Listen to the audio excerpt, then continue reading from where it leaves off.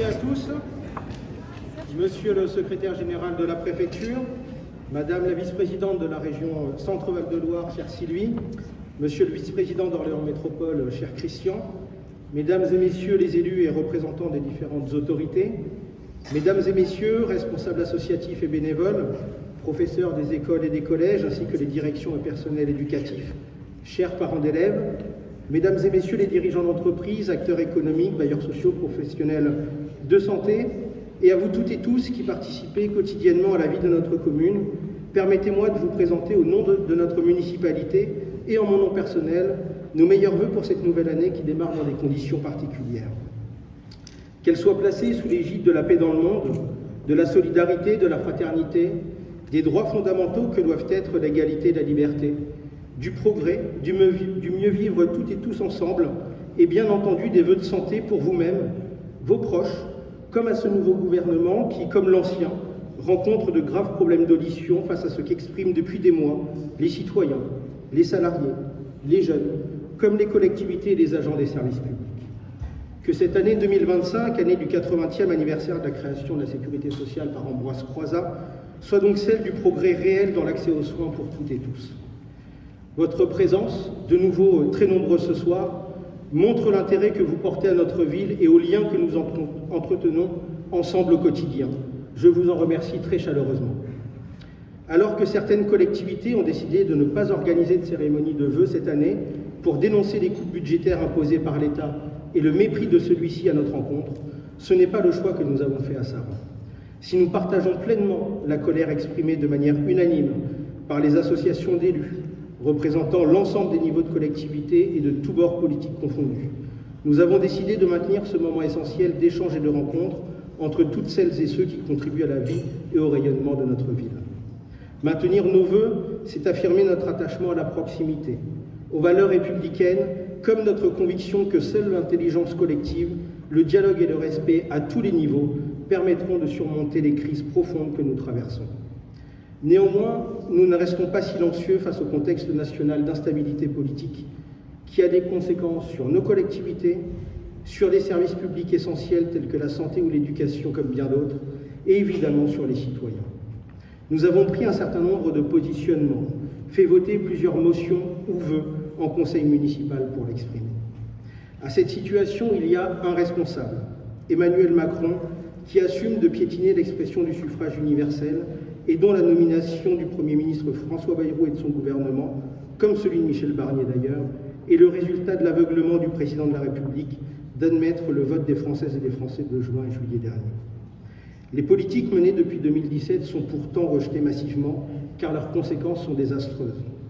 L'injustice fiscale se creuse, que ce soit pour les familles comme pour les entreprises avec des artisans ou petites entreprises davantage imposées que les groupes du CAC 40 qui consacrent des services entiers pour échapper à la solidarité nationale.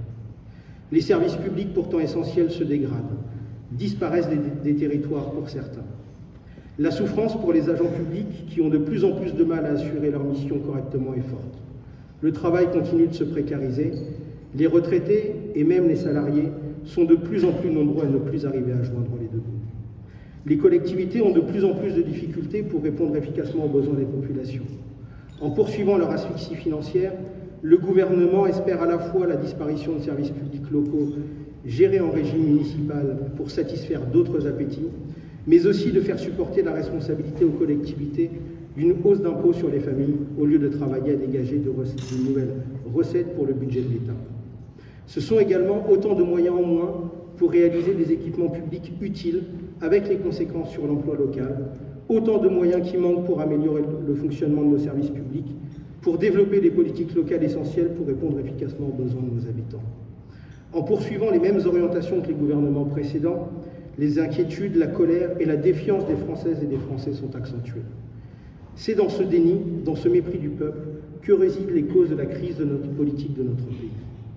Cependant, malgré ce sombre tableau, nous ne nous résignons pas. D'un côté, nous menons la bataille, nous nous mobilisons pour faire entendre des choix alternatifs, porter la voix de notre commune, de ses habitants et de tous ses acteurs. De l'autre, nous faisons preuve, avec mes collègues de l'équipe municipale et des services de la ville, d'audace, d'adaptabilité, d'inventivité pour répondre aux besoins exprimés, pour maintenir les politiques municipales appréciées, des services publics de qualité et préparer l'avenir. Pour nous, pas de projet somptueux ou de prestige.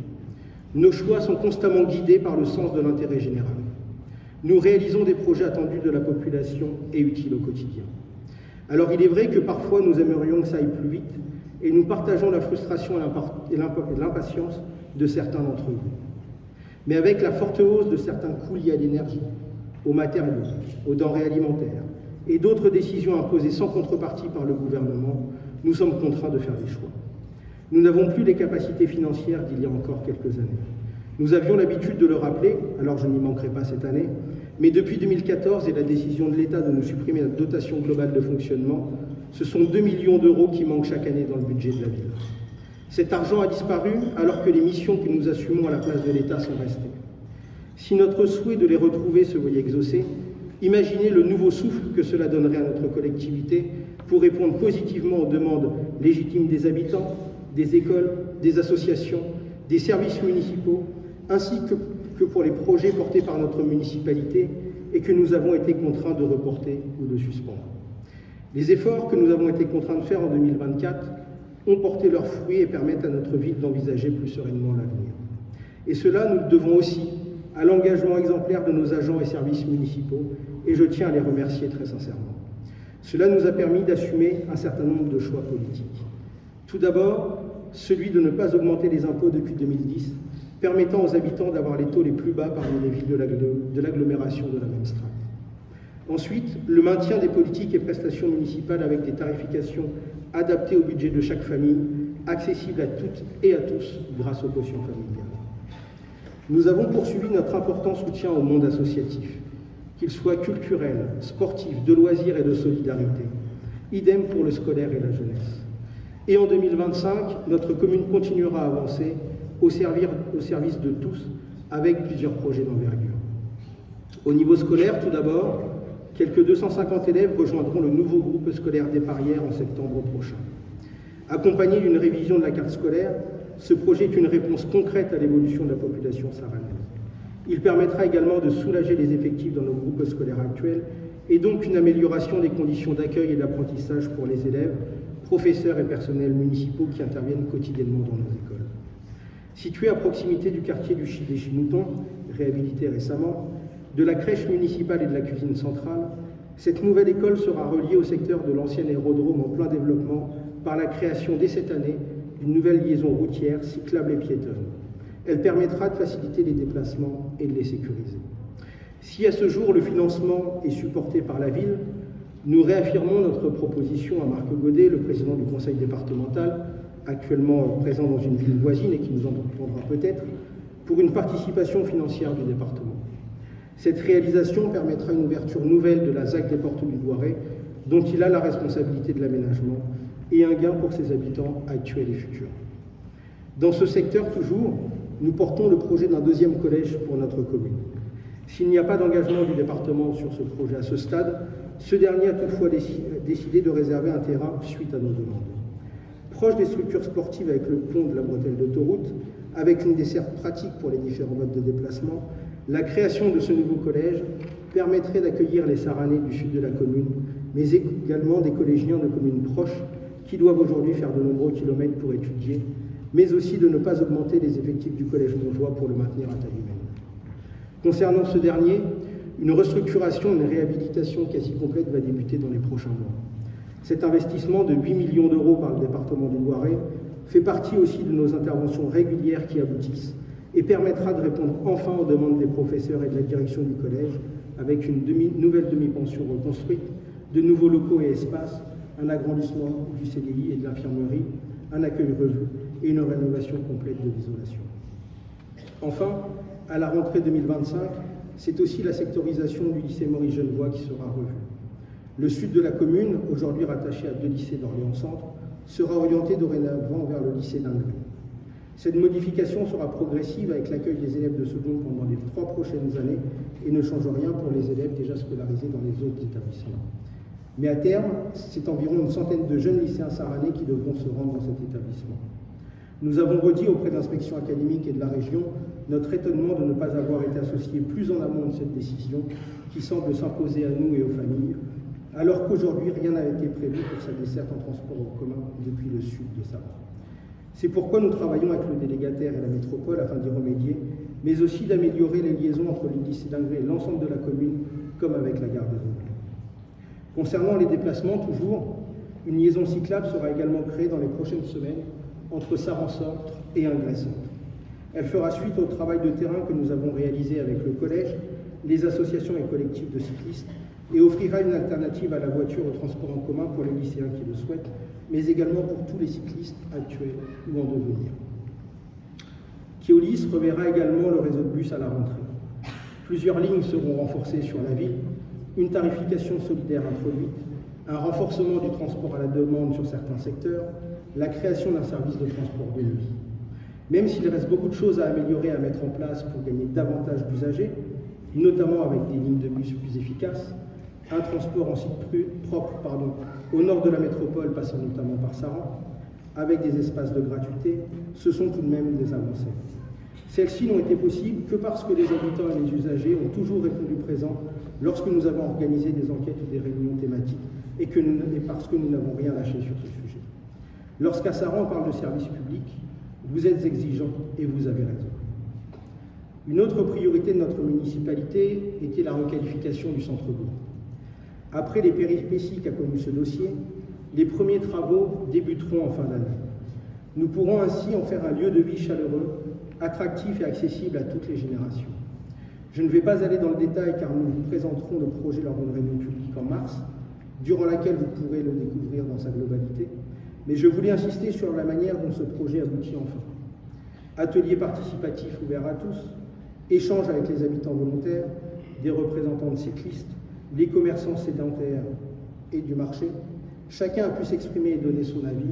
C'est donc tout l'espace situé entre l'ancienne route de Chartres et la rue de l'Ormecoin qui sera revu avec un accent mis sur la végétalisation. Rendre attractif le centre-bourg, mais aussi l'apaiser. Le reste de la ville n'est pas en reste car cette année, nous engageons également une démarche participative ambitieuse. L'an passé, lors des rencontres saranaises, vous nous aviez plusieurs fois exprimé des problèmes liés à la sécurité routière dans Saran. Problèmes de vitesse, traversée de poids lourds dans des rues inadaptées, rues résidentielles qui servent de raccourci, manque d'espace sécurisé pour les vélos, trottoirs trop étroits, circulation importante dans certaines rues, faisaient partie des remarques les plus fréquentes. Nous avons donc décidé, avec Orléans Métropole, de réaliser une étude sur le plan de circulation de notre commune. Les objectifs sont multiples. Tout d'abord, réduire les flux de transit en incitant la circulation à emprunter prioritairement les grands axes. Également, apaiser la circulation des secteurs résidentiels. Et enfin, faire de la place au déplacement. Je vous invite à participer nombreux à ces ateliers qui se dérouleront dans chaque quartier dès le 1er février et seront suivis d'une réunion plénière en mai. La santé est un sujet important qui préoccupe un grand nombre d'habitants qui n'ont pas de médecin traitant. Vous nous l'avez fortement exprimé, là aussi, ces dernières années, encore plus fortement en 2024 lors des rencontres saranaises. L'accès aux soins des Saranaises et des Saranais est l'une de nos priorités. C'est pour cela que la ville a engagé un certain nombre de démarches, de communication, mais aussi d'aménagement de locaux et de liens avec les professionnels de santé de la ville. Les travaux d'un nouveau centre de santé dans le quartier du Chêne-Maillard, avec des médecins salariés en lien avec la région, ont débuté pour créer 3 nouveaux cabinets médicaux, avec la possibilité donc d'accueillir 3 médecins généralistes ainsi qu'un secrétariat. Il vient s'ajouter aux locaux que nous mettons déjà à disposition des médecins et autres professionnels de santé, rue Marcel Paul et rue des Sablonnières.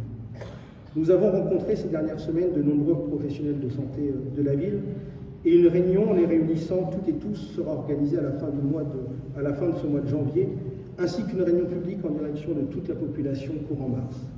Enfin, nous organiserons à nouveau un forum santé en fin d'année, comme cela avait été le cas par le passé.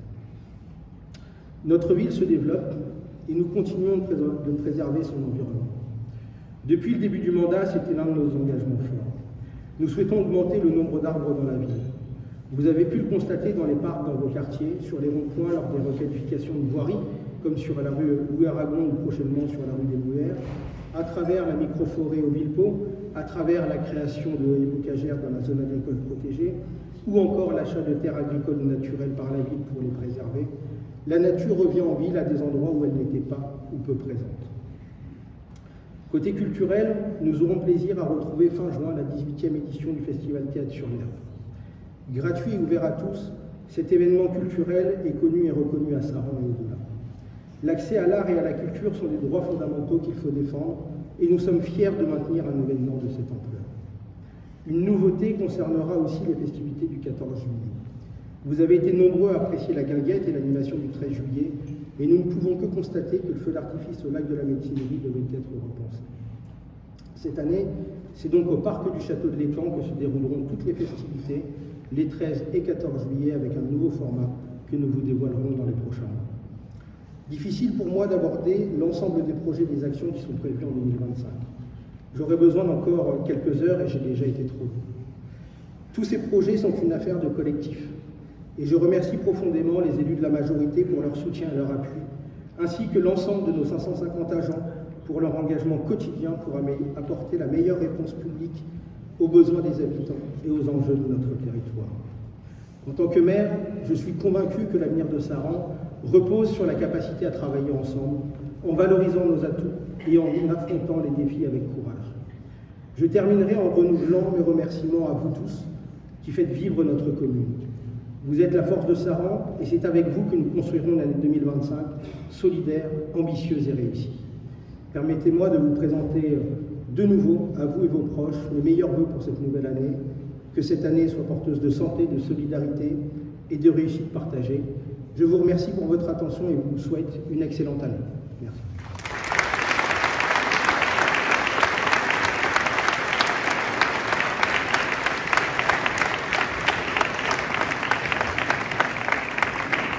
Comme le veut la tradition, le fait